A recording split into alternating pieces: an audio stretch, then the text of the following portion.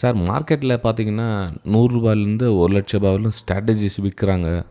அது வாங்கி யூஸ் பண்ணலாமா? அதாவது ரூ. 100க்கும் வந்து நல்ல ஸ்ட்ராட்டஜி கிடைக்குது. ஒரு ரூ. 10,000 நல்ல ஸ்ட்ராட்டஜி. அப்போ ரூ. 1,00,000 நல்ல ஸ்ட்ராட்டஜி அப்படின்னுவாங்க.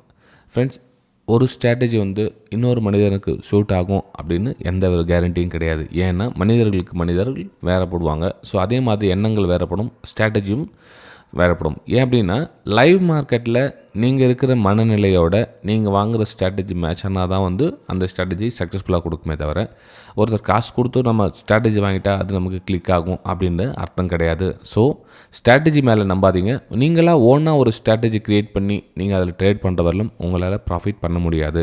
நீங்கள் ஓனாக ஸ்ட்ராட்டஜி க்ரியேட் பண்ணிவிட்டு அதில் கொஞ்ச நாள் ஒர்க் பண்ணி அந்த ஸ்ட்ராட்டஜி உண்மையிலே நம்மளுக்கு யூஸ் ஆகுதா இல்லையான்றது கான்ஃபிடன்ஸ் கொடுக்குற வரலும் எந்த ஸ்ட்ராட்டஜியும் உங்களுக்கு பலனளிக்காது.